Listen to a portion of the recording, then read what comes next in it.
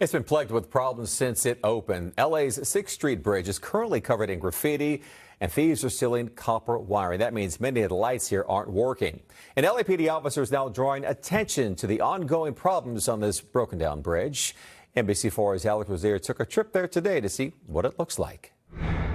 When the 6th Street Bridge opened in 2022, it quickly became one of the city's biggest attractions. Now, a little more than 3 years later, some say it's a bit of a mess.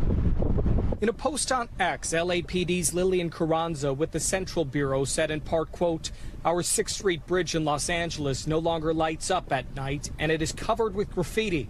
Thieves repeatedly steal the copper wiring and have left the bridge in the dark. Patrol has been increased and graffiti removal requested."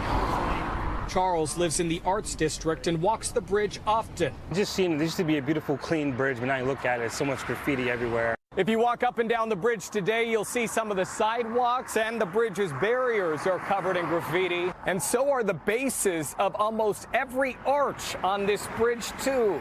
In a bit of good news, LA Council member Isabel Jurado's office said today they've now hired the Los Angeles Conservation Corps to help clean up the bridge. This morning, crews removed graffiti on 6 of the arches. But as the officer noted, graffiti is just part of the problems on this $588 million bridge. If you take a walk with me on this bridge, you'll see that a lot of these high voltage boxes have had their tops removed, and people have been stealing copper wire.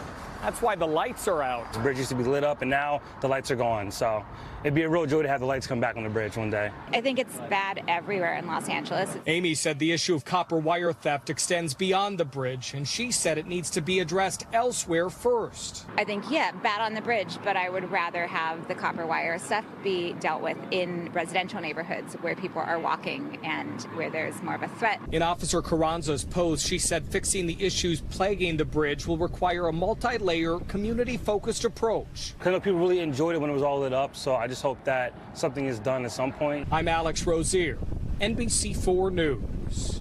We reached out to Mayor Bass for reaction on what's happened here, and this is the statement we received from her office this afternoon. The LAPD has a dedicated heavy metal task force that will continue to hold people accountable and made more than 100 arrests and recovered thousands of pounds of copper wire in 2024.